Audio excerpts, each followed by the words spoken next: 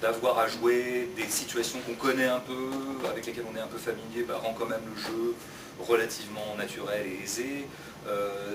D'avoir à diriger la scène de l'intérieur un petit peu en donnant la parole, les scènes de clash je veux dire, faisait qu'effectivement j'avais deux choses à penser en même temps, à savoir mon propre texte et la scène telle qu'on l'avait réglée avec Laurent le matin.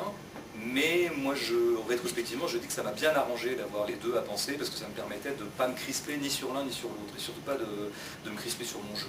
C'est-à-dire que je pense qu'on joue très mal quand on se crispe sur son jeu, de la même façon qu'on danse très mal quand on est en train de penser mais comment je danse. Tout ça se fait je pense qu'on joue assez bien et naturellement quand on arrête de penser qu'on joue. Et comme j'avais beaucoup de choses à penser, parce qu'il fallait que je me souvienne qu'Esmeralda devait dire ça à ce moment-là, donc il faut que je lui donne la parole, et moi à ce moment-là je veux plutôt que j'aille là pour pouvoir donner la parole à Louise. Tout ça m'occupait, ce qui fait que j'avais pas du tout la tête à l'actorat en quelque sorte. En même temps, le livre commençait à dater au moment où on a commencé le tournage, donc il n'a jamais vraiment interféré non plus. Pour moi, on était très clairement en train d'inventer des situations inédites, même si certaines d'entre elles sont inspirées du livre. Mais pour moi, on remettait les compteurs à zéro totalement, parce que ça a tellement rien à voir de vivre vraiment les choses, deux, de les écrire, et trois, de les jouer, c'est quand même des sports extrêmement différents. Donc il n'y a pas de confusion possible.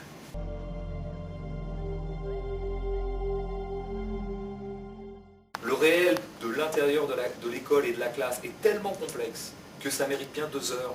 Là, bon, en fait, je pense qu'on est 1h20 dans la classe, dans le film, si on accepte les réunions, les machins. Ça vaut bien ça, pour un minimum en prendre la mesure.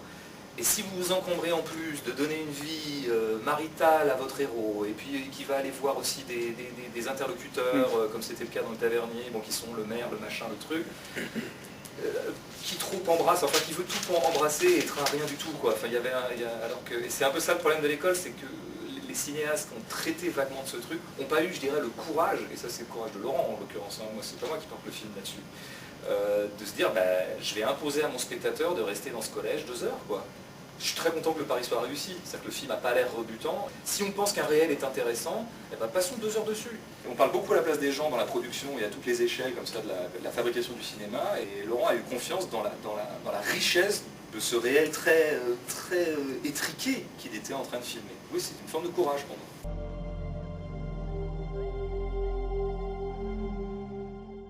On pourrait en parler des heures et faire égrener comme ça toutes les réactions qu'on peut avoir et qui étaient déjà celles qu'il y avait sur le livre, qui sont extrêmement hétérogènes les unes avec les autres. Ce film a du mal à être regardé comme un film et en même temps on doit l'assumer nous. C'est aussi ce qui fait son succès probablement, en tout cas son pouvoir d'attraction. Mais c'est dur à porter parce que évidemment tout le monde se sent fondé, tous les praticiens de l'école, et ils sont très nombreux, je ne connais même pas de domaine d'ailleurs dans une société qui implique autant de personnes que l'école. Et donc évidemment beaucoup ils jugent le film en fonction de leur propre vécu, etc. Et c'est vrai qu'à ça j'ai envie de dire un truc qui est à la fois pertinent et pas. C'est-à-dire que quand vous voyez une histoire d'amour dans un film, que cette histoire d'amour ne ressemble absolument pas à ce que vous avez pu connaître en tant qu'amoureux, ça ne vous gêne pas, du tout. Mais moi ça me gêne, ça m'a toujours gêné de voir des histoires d'amour au cinéma qui sont racontées comme moi je les vis jamais. C'est pour ça que j'adore Hong Sang-soo, parce qu'enfin j'ai l'impression de voir des histoires d'amour telles que moi je les ai vécues, c'est-à-dire un peu foireuses, mais surtout quotidiennes, quoi. Et là, donc jamais on fait une objection à un film en fonction du vécu qu'on a du matériau qu'il appréhende. Et je parle de l'amour parce que c'est vraiment universel, alors que là, ouais, là, les gens se sentent légitimes pour dire ce film n'est pas bon parce qu'on ne voit pas les élèves travailler et on ne les voit pas faire, je sais pas, étudier Flaubert, et puis, ou alors on ne les voit pas faire de musique, nous dira le prof de musique, on ne les voit pas faire de techno, nous dira le prof de techno, ou alors qu'est-ce que c'est que cet élève qui à un moment dit que ça c'est du vécu, qu'elle a peur du professionnel, c'est quand même c'est dommage de donner une sale idée du professionnel. Là, c'est dur à porter ça.